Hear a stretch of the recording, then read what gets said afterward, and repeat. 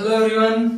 आज अपना lecture number 1 start हो रहा है, जो कि सीरीज आपने टाइमलाइन देखी होगी। अगर इंट्रोडक्शन वीडियोस देखे होंगे तो किसी भी कॉम्पिटिटिव एग्जाम एसएससी, जहां पे जीएस का बहुत ज्यादा वेटेज बढ़ गया है, किसी भी कॉम्पिटिटिव एग्जाम, चाहे वो यूपीएससी का सीडीएस हो, एनडीए हो, या फिर सीएपीएफ हो, या फिर एसएससी का सीजीएल हो, एमटीएस हो, या सीएचएसएल हो, या यूपी पुलिस हो, या यूपी एसआई हो, इनमें से किसी भी एग्जाम की अगर आप प्रिपरेशन कर रहे हैं, या फिर आपकी स्टेट की पीसीएस हो, ठीक है, किसी भी स्टेट की पीसीएस हो, या फिर कोई भी वनडे एग्जाम हो, वहां पे अगर इस नाम का सेक्शन आ रहा है तो ये लेक्चर्स मोर देन सफिशिएंट है आपके लिए।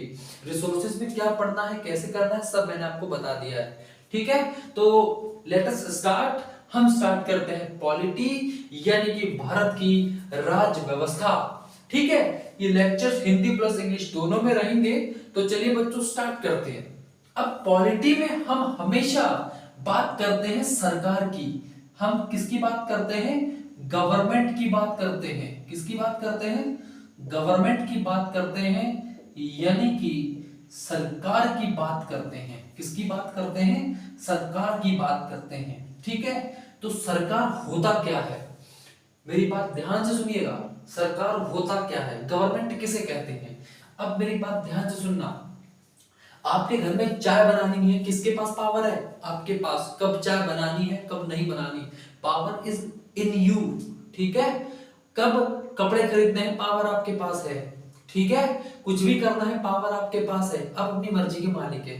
ठीक है, पूरी कंट्री के अंदर लोगों के पास पावर है, लेकिन हर कोई अपनी तरह से रूल नहीं बना सकता। अगर आप भी कंट्री के लिए रूल बनाने लग गए, मैं भी बनाने लग गया, तो आपके रूल और मेरे रूल में बहुत फर्क होगा। समझ में आई मेरी बात? आप कुछ और चाहते हैं, मैं कुछ और चाहता हूं, तो हम लोगों के बीच में डिस्प्यूट पैदा हो सकते हैं। 130 करोड़ की लोगों की कंट्री है इंडिया, कोई भी कंट्री है। ठीक है, क्योंकि इनके अंदर डाइवर्सिटी होती है, अलग अलग रिलीजन के लोग रहते हैं, अलग अलग धर्म के लोग रहते हैं। तो इनकी जब भी लूप आपका लॉ बनाएंगे तो इनके बीच में बहुत सारे डिफरेंसेस होंगे। ठीक है, तो इसलिए हम लोग क्या करते हैं, अपनी पावर को एक ग्रुप ऑफ पीपल को दे देते हैं। ठीक है, हम क्या करते हैं, जैसे हम जो पीपल हैं, ठीक है, हम जो लोग होते हैं, ठीक है, वो हम जो लोग होते हैं वो अपनी पावर को किसे दे देते हैं? एक ग्रुप को दे देते हैं। ठीक है, एक ग्रुप को दे देते हैं, हम अपनी पावर को इस ग्रुप को दे देते हैं। कैसे? वोट के जरिए। क्या करते हैं? वोट के जरिए हम इस ग्रुप को अपनी पावर दे देते हैं। हम इस ग्रुप को अपनी पावर दे देते हैं, और बदले में ये ग्रुप हमारे लिए क्या करता है? बदले में ये ग्रुप हमारे लिए क्या करता है? तो आप कहेंगे बदले में ये ग्रुप हमारे लिए क्या बनाता है? रेगुलेशंस बनाता है, हमारे लिए ये लॉ बनाता है, या फिर हमारे लिए जो वेलफेयर का काम होता है वो करता है। ठीक है, वेलफेयर का मतलब समाज कल्याण का काम। ठीक है, तो ये ग्रुप क्या है? ये ग्रुप ही तो सरकार है। ये ग्रुप ही तो सरकार है। ये ग्रुप ही तो सरकार है। Group of people who uses legal power of the people. ठीक है, मतलब सरकार एक लोगों का समूह है जो लोगों की वैधानिक शक्ति का प्रयोग करता है। वैधानिक शक्ति का मतलब क्या हुआ? हमारी लीगल पावर का यूज करता है। उसे क्या कहते हैं? गवर्नमेंट कहते हैं। क्या कहते हैं? गवर्नमेंट कहते हैं। बात समझ में आ गई? नाउ अब सुनिए, अब पहले जो सरकार के टाइप होते थे, पहले जो गवर्नमेंट के टाइप होते थे, वो अलग अलग होते थे। ठीक है, अगर हम गवर्नमेंट के टाइप्स की बात करें, अगर हम गवर्नमेंट के टाइप्स की बात करें, या फिर हम इसके अगर प्रकारों की बात करें, ठीक है, अगर हम इसके प्रकारों की बात करें, तो दो टाइप की पावर्स होती है, एक लीगल पावर, एक इलीगल पावर। तो पहले इलीगल पावर का यूज होता था, आजकल लीगल पावर का यूज होता है। ठीक है, पहले इलीगल पावर का यूज होता था, अवैधानिक, ये आज किसका यूज होता है? लीगल पावर का यूज होता है। पहले क्या होता था कि कोई भी राजा बन जाता था, ठीक है, तो हम उसको बोलते थे मोनार्कियल फॉर्म ऑफ गवर्नमेंट। इसको क्या बोलते थे हम? राजतंत्र, यानी कि राजा का तंत्र। ठीक है, मोनार्कियल फॉर्म ऑफ गवर्नमेंट यानी कि राजतंत्र बोलते थे। और आज हम इसको क्या बोलते हैं? डेमोक्रेसी बोलते हैं। क्यों? यहाँ पर इलेक्शंस होते हैं और लीगल पावर का यूज होता है। ठीक है, तो आज कौन सी गवर्नमेंट है? लोकतंत्र है। ठीक है, पहले कौन सी होती थी? राजतंत्र होती थी। और आज कौन सी है, डेमोक्रेसी है। बात समझ में आ रही कि नहीं आ रही है? पहले इलीगल पावर का मतलब ये हुआ क्योंकि राजा कोई भी बन जाता था, ठीक है, और वो अपनी आप कह सकते हो कि निरंकुश शक्तियों का प्रयोग करता था, ठीक है। दैट इज व्हाई मैं मोनार्की बोल रहा हूं। और आज निरंकुश सरकार नहीं होती, ठीक है। निरंकुश का मतलब आप रेगुलेट हो जाते हैं कहीं ना कहीं से, ठीक है। तो यहां पर क्या होता था, रूल ऑफ किंग होता था, ठीक है। यहां पर क्या होता था, रूल ऑफ किंग होता था, यानी कि आप कह सकते हैं राजा का शासन होता था। यहां पर किसका शासन होता था, राजा का शासन होता था। एग्जाम्पल के लिए याद रखिएगा अकबर्स रूल, अकबर्स रूल, ठीक है। अकबर्स रूल, अकबर का रूल कैसा था, मोनार्कियल था, राजतंत्र था, ठीक है। अब यहां पर क्या होता है, रूल ऑफ पीपल होता है। किसका होता है बेटा, रूल ऑफ पीपल होता है, ठीक है। रूल ऑफ पीपल होता है, या फिर आप कह सकते हैं लोगों का तंत्र होता है। लोगों का तंत्र क्यों होता है, क्योंकि यहाँ पर लोग अपने नेता चुनते हैं, लोगों का तंत्र होता है। यहाँ पर क्या होता है बच्चों, लोगों का तंत्र होता है, राइट। यहाँ पर किसका तंत्र होता है, लोगों का तंत्र होता है। और यहाँ पर लोग अपनी पावर का यूज करते हैं, क्योंकि यहाँ पर जो रूलर्स होते हैं, यहाँ पर जो रूलर्स होते हैं, यहाँ पर जो रूलर्स होते हैं, यानी कि यहाँ जो शासक वर्ग होता है, यहाँ जो शासक वर्ग होता है, ये इलेक्टेड होते हैं किसके द्वारा, बाय द पीपल, ठीक है। यहाँ जो डेमोक्रेसी में रूलर्स होते हैं they are elected by the people. यहाँ जो शासक होता है ये किनके द्वारा चुना जाता है, लोगों द्वारा चुना जाता है, ठीक है। इसका मतलब ये हुआ कि कोई भी बंदा लोकतंत्र में क्या बन सकता है, राजा बन सकता, आप मतलब सरकार का पार्ट बन सकता है, ठीक है।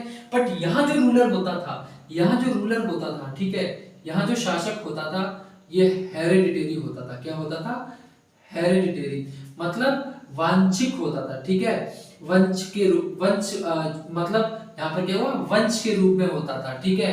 वंश का मतलब क्या हुआ कि मेरा बेटा, मैं राजा हूं, मेरा बेटा राजा बनेगा, फिर उसका बेटा राजा बनेगा। तो ये आपका हेरिडिटरी सिस्टम बोलते हैं। अनुवांशिक रूप से इसमें रूलर को चुना जाता था। बच्चों इतनी बात क्लियर है, ये बेसिक है। मतलब हम सरकार की बात करते हैं तो सरकार क्या होती है, कौन से टाइप होते हैं, तो इसके बारे में हम यहाँ पर डिस्कशन करते हैं। समझ में आई बच्चों, ठीक है। तो डेमोक्रेसी समझ में आ गई, क्लियर है, ओके, ठीक है। समझ में आया, मोनार्की समझ में आया, डेप्थ में जाने की जरूरत नहीं है। सरकार क्या होती है, लोकतंत्र क्या होता है, राजतंत्र क्या होता है, ये समझाया। अब मेरी बात ध्यान से सुनिएगा, अब मेरी बात ध्यान से सुनिएगा। डेमोक्रेसी दो प्रकार की होती है, लोकतंत्र भी आपका दो प्रकार का होता है। लोकतंत्र भी आपका कितने प्रकार का होता है, दो प्रकार का। एक होता है डायरेक्ट और एक होता है इनडायरेक्ट। एक होता है इनडायरेक्ट, एक होता है डायरेक्ट। डायरेक्ट को हम बोलते हैं प्रत्यक्ष, और इनडायरेक्ट का मतलब होता है अप्रत्यक्ष, ठीक है। अब एग्जांपल देखिएगा, एक होता है डायरेक्ट, एक होता है इनडायरेक्ट, प्रत्यक्ष अप्रत्यक्ष। मेरी बात ध्यान सुनना, अब मेरी बात ध्यान सुनना। मैं कह रहा हूं कि मैं इस क्लास के अंदर बैठा हूं, 100 लोग हैं, और इन 100 लोगों ने क्या करा, मुझे अपना रूलर बना दिया, ठीक है। अब 100 लोगों ने मुझे अपना रूलर बना दिया, तो इन लोगों ने मुझे यहीं से रूलर बनाया, ठीक है, ओके, कोई बात नहीं। इन्होंने बोला 100 में से 80 लोगों ने बोला कि सर हाँ आप हमारे रूलर है, ठीक है, मैं रूलर बन गया। अब मैंने क्या करा, कल से इनके बोलने पर प्रतिबंध लगा दिया। इन्होंने बोला अरे चाचा नीचे आ जाओ, आ जाओ, तुम रूलर नहीं हो, हटो हटो, अगला रूलर आएगा, अगला रूलर आएगा। डायरेक्ट डेमोक्रेसी, डायरेक्ट यहीं से हटा रहे हैं, यहीं से चला रहे हैं। 40-50 लोग इकट्ठे हो गए, 100 लोग मोहल्ले के इकट्ठा हो गए, अपना नेता चुन लिया। हमारा नेता कैसा हो भैया, सर जैसा हो, चुन लिया। अच्छा नहीं लग रहा, अच्छा भैया नीचे आ जा, आ गया, बस। अब यहां पर गवर्नमेंट क्या है, अपने हमने मोदी जी की गवर्नमेंट बना दी, 5 साल तक हटेगी नहीं, जब तक 5 साल पूरे नहीं होते तब तक नहीं हट सकती। समझ रहे मेरी बात को, अभी बताऊंगा, बीच में हट भी सकती है अगर प्रस्ताव बहुत सारे होते हैं, पारित हो जाए तो, लेकिन फिलहाल हम नहीं हटा सकते डायरेक्ट, ठीक है। तो इनडायरेक्ट डेमोक्रेसी, टेन्योर आता है, टेन्योर के बीच में इलेक्शन होंगे, 5 साल के लिए बन के 5 साल काम करेगी, उसके बाद हटेगी।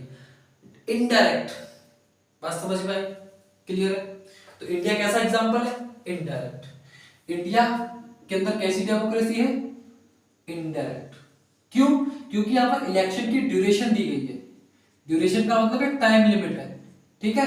यहां कोई टाइम लिमिट नहीं होती, there is no duration, there is no duration in direct democracy. पहले होता था ऐसी डेमोक्रेसी, ठीक है, अब नहीं होता। बच्चे बात क्लियर है कि नहीं? बेसिक सी बात थी, ये अगर समझ में आ गया वेरी गुड।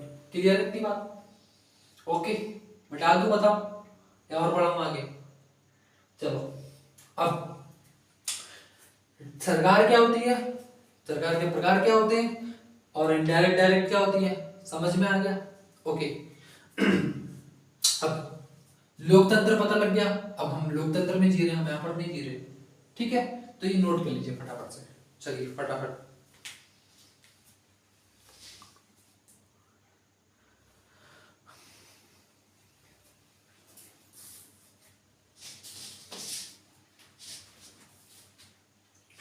चलो आगे बढ़ रहे हैं।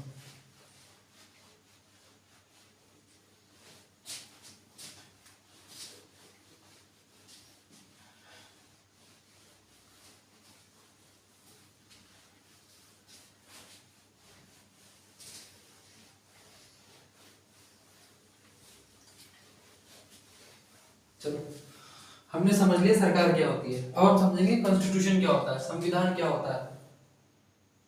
ठीक है, अब समझते हैं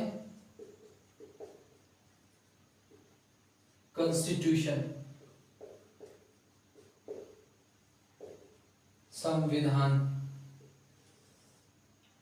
ठीक है, अब समझते हैं संविधान या फिर कॉन्स्टिट्यूशन क्या होता है। अब मेरी बात सुनना, ध्यान से सुनिएगा मेरी बात।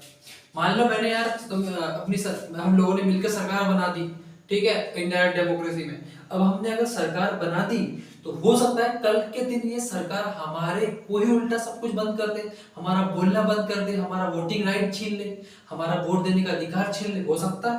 आप कहेंगे बिल्कुल हो सकता है। अगर ऐसा हो रहा है तो सरकार को तो कोई रेगुलेट करने वाला हो। तो यहां से कॉन्सेप्ट आया कॉन्स्टिट्यूशन का। कॉन्स्टिट्यूशन क्या होता है? कॉन्स्टिट्यूशन एक दस्तावेज होता है, it is a document which regulates the government. संविधान हमें रेगुलेट नहीं करता, गवर्नमेंट को रेगुलेट करता है। किसे रेगुलेट करता है? गवर्नमेंट को। क्लियर है इतनी बात? सर आपके लिए संविधान नहीं कि आपको रेगुलेट कर रहा हो, भैया आपको तो आजादी दे रहा है वो। किसको रेगुलेट कर रहा है? गवर्नमेंट को। समझ में आई? क्लियर? ओके, ठीक है।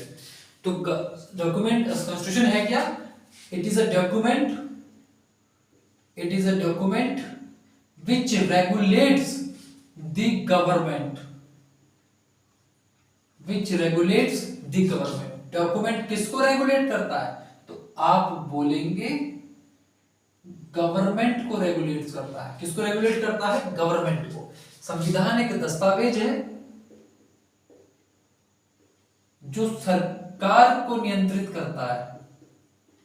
किसको नियंत्रित करता है? सरकार को। सरकार को नियंत्रित करता है। क्लियर? क्या होने से? हाँ,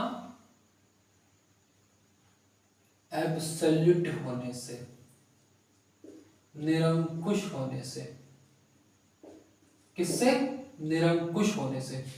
ठीक है, सरकार को निरंकुश होने से क्या करता है? रेगुलेट करता है। कौन? कॉन्स्टिट्यूशन। क्लियर? ओके, समझ में आ गई बात? पक्का? ठीक, इतना समझ लो क्योंकि बेटा आपका एग्जाम एमसीक्यू होता है, आपको टिक करना है। मैं बोल रहा हूं एक से एक क्वेश्चन आपका टिक होगा, कोई ऐसा क्वेश्चन नहीं होगा जो टिक नहीं हो पाएगा आपसे।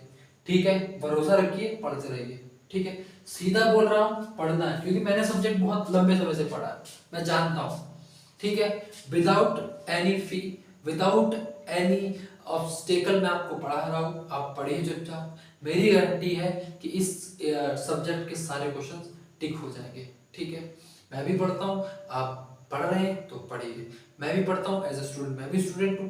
आप इस चीज को समझ के आप अपने क्वेश्चन कर लीजिए। आप लोग की हेल्प हमेशा, आप लोगों के लिए हेल्प मेरी तरफ से रहेगी। ठीक है बच्चे, चलो ना भाई अगली बात समझिएगा। ये होता है कॉन्स्टिट्यूशन। अब बात आती है कि कॉन्स्टिट्यूशन रिटन भी हो सकता है, अनरिटन भी हो सकता है। अब अनरिटन का मतलब क्या है और रिटन का मतलब क्या है, दोनों चीज समझते हैं ध्यान से। ठीक है ना, अब बात आती है कि कौन सा संविधान रिटन कहलाएगा और कौन सा संविधान अनरिटन कहलाएगा। कौन सा संविधान लिखित कहलाएगा। कौन सा संविधान अलिखित कहलाएगा। क्या फर्क है इन दोनों में? कौन सा संविधान लिखित होगा, कौन सा अलिखित होगा? ध्यान से सुनना। मेरे पास एक बुक है, इस बुक में चैप्टर बाय चैप्टर इस हिस्ट्री को लिखा हुआ है, चैप्टर बाय चैप्टर, ठीक है, 1 चैप्टर 2 चैप्टर 3 चैप्टर रिटन।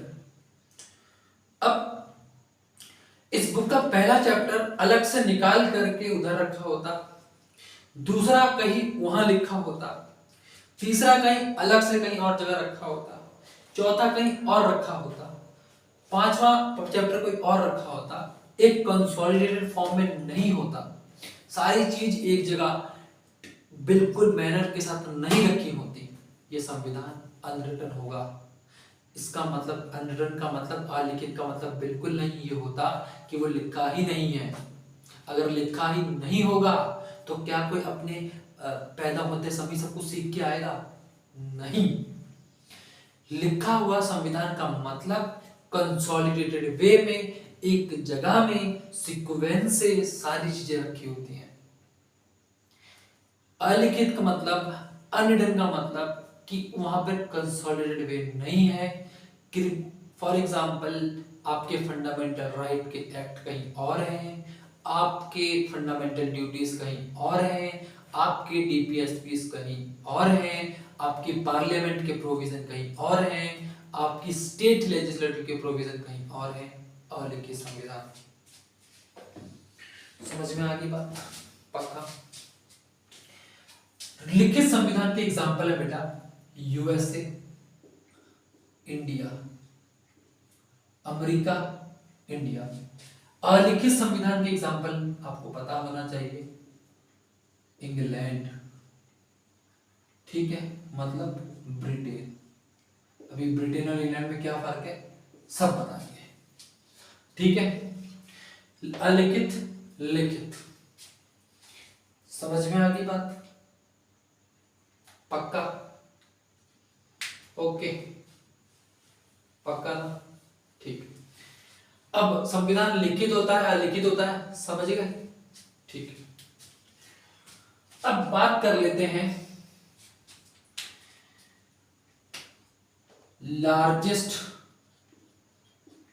और आप कह सकते हैं सबसे बड़ा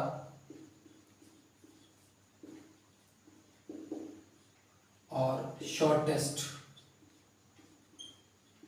मतलब सबसे छोटा,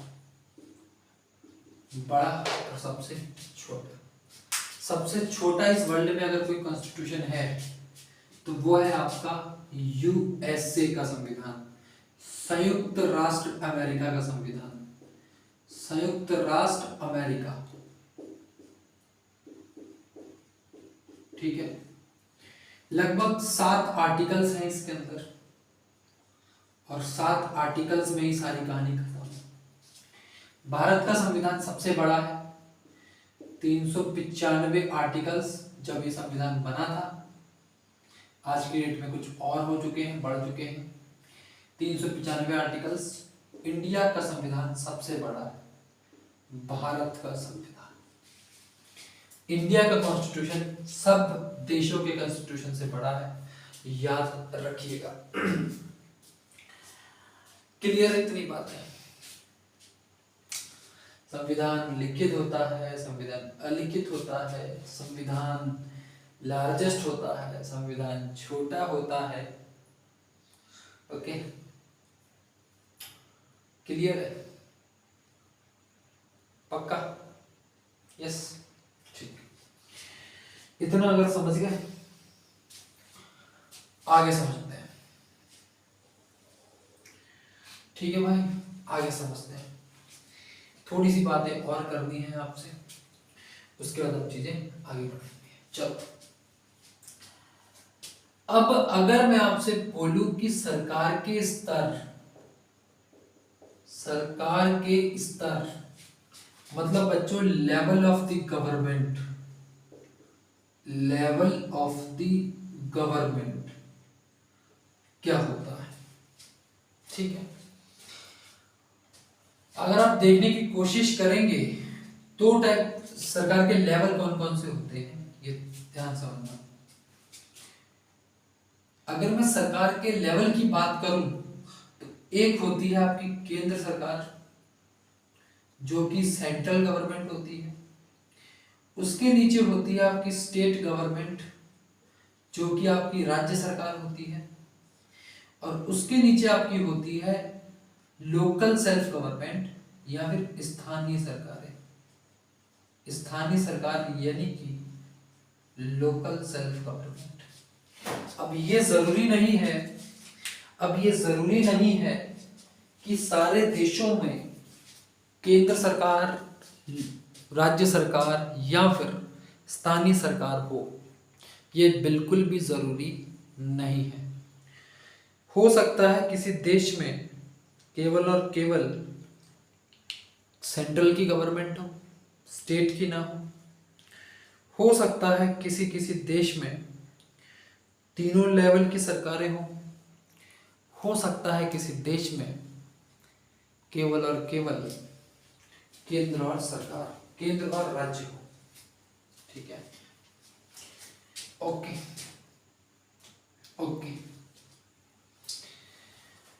जिस देश में केवल और केवल सेंट्रल गवर्नमेंट होगी, जिस देश में केवल और केवल सेंट्रल गवर्नमेंट होगी या फिर सारी पावर सेंट्रल गवर्नमेंट के पास होगी, स्टेट के पास कुछ भी ना हो।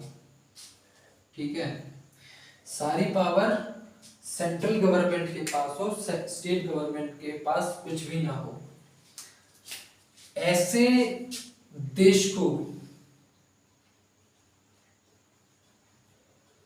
यूनिटरी फॉर्म ऑफ गवर्नमेंट बोलते हैं। मतलब इसका ये हुआ कि एकात्मक स्तर की सरकार बोलते हैं। ठीक है, जिसका सबसे बढ़िया एग्जांपल है कनाडा, जिसके सबसे बढ़िया एग्जांपल है कनाडा, जिसका सबसे बढ़िया एग्जांपल है कनाडा। समझ में आया? क्लियर? जहां सारी पावर सेंट्रल गवर्नमेंट के पास हो, ऐसे कंट्री को बोलते हैं यूनिटरी गवर्नमेंट। ऐसी गवर्नमेंट को बोलते हैं यूनिटरी गवर्नमेंट, एकात्मक स्तर की सरकार। क्लियर है इतनी बात? ओके। इस टाइप के देश में सारी की सारी पावर सेंट्रल गवर्नमेंट के पास होती है। अगर सारी की सारी पावर हमारे देश में ताऊ के पास हो, ताऊ का मतलब मोदी जी के पास हो, तो हमारा देश एकात्मक स्तर की सरकार बनाएगा। ऐसा है नहीं बिल्कुल भी। क्लियर? ठीक है जी। अब बात आती है कि किसी देश में सेंटर, स्टेट और लोकल तीनों के पास गवर्नमेंट हो, या फिर सेंटर और स्टेट दोनों के पास पावर हो।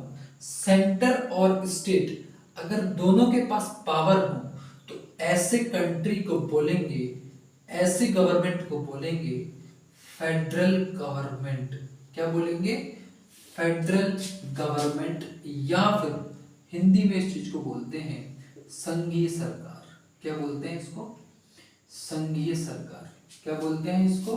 संघीय सरकार, फेडरल गवर्नमेंट। जिसका एग्जाम्पल है आपका यूएसए, जिसका एग्जाम्पल है आपका इंडिया, जिसका एग्जाम्पल है आपका इंडिया, जिसका एग्जाम्पल है आपका, आप देखने की कोशिश करेंगे, ऑस्ट्रेलिया, जिसका एग्जाम्पल है आपका ऑस्ट्रेलिया। ये सारी कंट्रीज आपकी फेडरल फॉर्म ऑफ गवर्नमेंट है। इसको बोलते हैं फेडरल फॉर्म ऑफ गवर्नमेंट। ठीक है, क्योंकि लोकल सेल्फ गवर्नमेंट है, इंडिया के अंदर लोकल सेल्फ गवर्नमेंट भी है।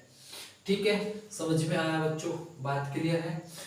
क्या होता है सेंटर, स्टेट और ये तीनों चीजें बेसिक क्लियर है। आपने क्या पढ़ा? आपने पढ़ा कॉन्स्टिट्यूशन क्या होता है, Constitution is a document which regulates the government to act as absolute power. Written constitution होता है, written का मतलब इंडिया यूएसए जहाँ पर सारी चीजें कंसोलिडेटेड हो, अनरिटन जहाँ पे सारी चीजें कंसोलिडेट ना हो। ब्रिटेन का संविधान, सबसे बड़ा संविधान आपका इंडिया का है और सबसे छोटा अमेरिका का है। उसके बाद आपने देखा सरकार के स्तर, ठीक है, लेवल ऑफ द गवर्नमेंट। अगर सारी पावर सेंटर के पास है, unitary form of government, Canada example है। अगर पावर की शेयरिंग हुई है स्टेट, सेंटर और local, federal form of government, मतलब यूएसए, इंडिया और ऑस्ट्रेलिया, ठीक है। अब यानी फेडरल के भी दो टाइप होते हैं, फेडरल के भी दो टाइप होते हैं जो कि हमको पढ़ना नहीं है, नहीं है। ये भी बताऊंगा कि क्या पढ़ना है क्या नहीं पढ़ना। भारत में किस लेवल की गवर्नमेंट है? फेडरल गवर्नमेंट है। अब यहाँ पर दोनों के पास पावर है, इसका मतलब कि दोनों लॉ बनाएंगी। अब दोनों टाइप की जो गवर्नमेंट है ये जो रेगुलेट करने जा रही है, एक ही, जैसे यूपी की गवर्नमेंट है और इंडिया की गवर्नमेंट है, तो इंडिया की गवर्नमेंट भी यूपी के लोगों को रेगुलेट कर रही है। अब और यूपी की गवर्नमेंट जो है वो भी रेगुलेट कर रही है। तो यहाँ इनके बीच में लड़ाई ना हो, तो यहाँ पर कुछ लिस्ट होती है जो एक अलग से फेडरलिज्म पढ़ाऊंगा। क्या पढ़ाऊंगा? फेडरलिज्म पढ़ाऊंगा, वहां सब चीजें बताऊंगा। आराम से जुड़े रहिए, समझ में आई?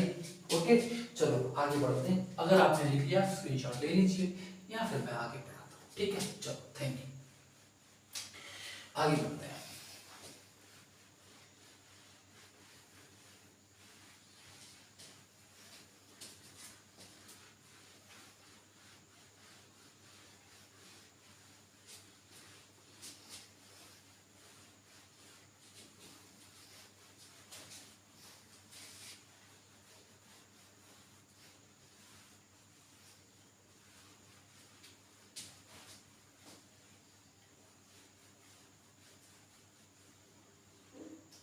ये मिट गया, चलो कोई नहीं। Now next,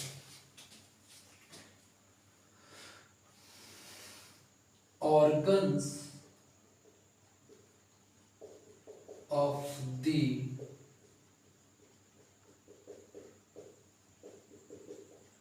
government।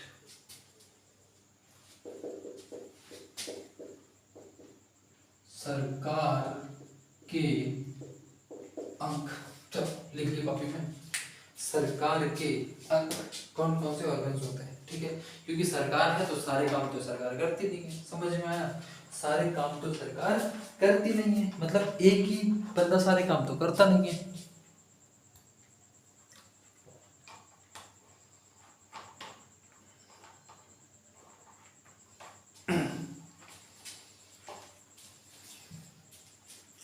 आइए समझते हैं। चलो, लेवल ऑफ द गवर्नमेंट, तो सरकार के 3 लेवल होते हैं। सरकार के 3 लेवल होते हैं, सॉरी, सरकार के 3 ऑर्गन होते हैं, सरकार के 3 अंग होते हैं। कौन कौन से होते हैं? पहला होता है आपका लेजिस्लेटिव, पहला आपका होता है लेजिस्लेटिव, दूसरा आपका होता है एग्जीक्यूटिव और तीसरा आपका होता है जुडिशियरी। कार्य पालिका, न्याय पालिका, और इसको विधायिका बोलते हैं। क्या बोलते हैं? विधायिका बोलते हैं, ठीक है? ये होते हैं 3 अलग अलग सरकार के अंग। ओके, अब ये पढ़ना है बहुत अच्छे से। ये समझ लिया तो पॉलिटी झिंगा लगा, समझ में आया? क्लियर? ओके, चलो समझिए। ये क्या बनाती है हमारे लिए? लॉ बनाती है। It makes law. Law making body, ये क्या बनाती है हमारे लिए? कानून। ये क्या बनाती है हमारे लिए? कानून। क्या बनाती है हमारे लिए? नियम। क्या बनाती है हमारे लिए? नियम। समझ में आया? It makes law. हमारी पार्लियामेंट हमारे लिए क्या बनाती है? लॉ। ठीक है, तो इसका काम क्या करना होता है? To implement law. To implement law, ये कानून का क्रियान्वयन करती है। ठीक है, और ये भाई साहब क्या करते हैं? It keeps I on the law. ये क्या करता है? Keep I on the law, ये कानून की निगरानी करती है। ये क्या करती है? कानून की निगरानी। ठीक है, समझ में आया? It also checks, it also checks validity of the law. It also check validity of the law, ये चेक करती है कानून वैध है या नहीं। ये क्या चेक करती है? कानून वैध है या नहीं। लिखा है, अब समझा रहा हूं। अब सुनना, एग्जाम्पल दे रहा हूं बड़ा अच्छा सा।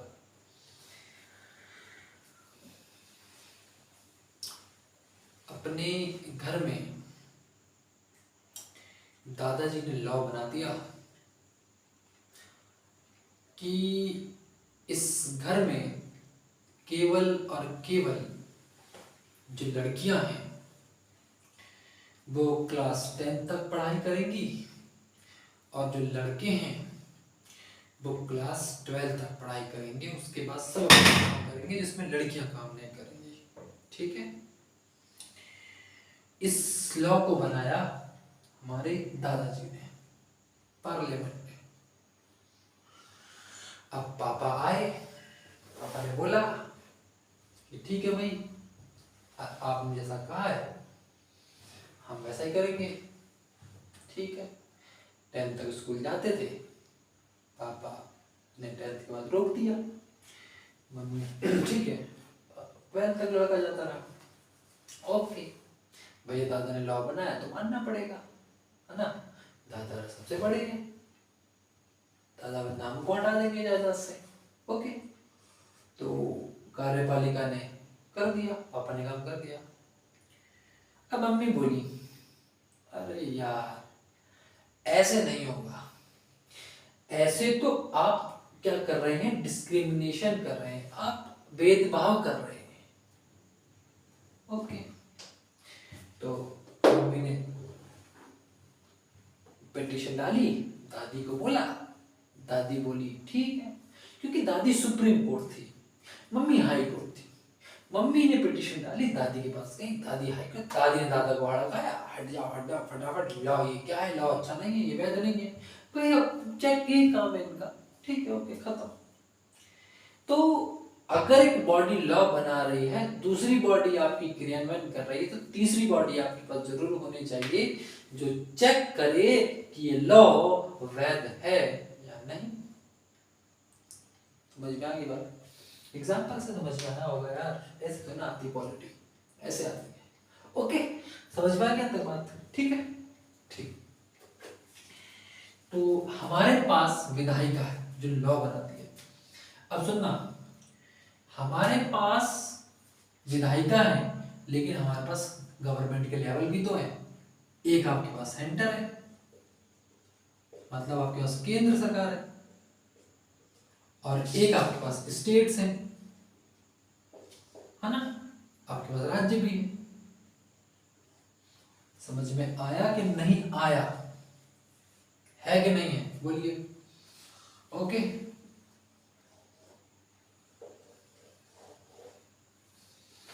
अब एग्जीक्यूटिव में कुछ आपके पास परमानेंट है, जैसे स्थायी है,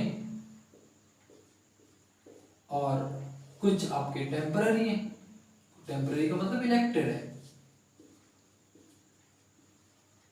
जो कि अस्थाई होते हैं। अस्थाई का मतलब उनका काम पूरा हो जाएगा, टेन्योर पूरा हो जाएगा, चले जाएंगे। ठीक है, और आपके पास न्यायपालिका में क्या है? तो यहां आपके पास सुप्रीम कोर्ट है, सुप्रीम कोर्ट के अंडर में हाई कोर्ट है, हाई कोर्ट के नीचे ग्राम न्यायालय है।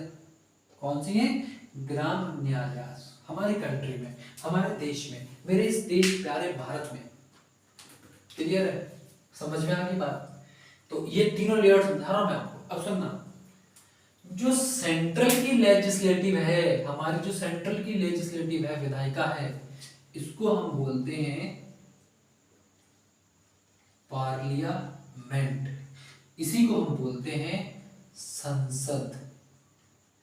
क्या बोलते हैं इसको? संसद। जो सेंट्रल गवर्नमेंट जहां लॉ बनाती है उसको हम बोलते हैं पार्लियामेंट, यानी कि संसद।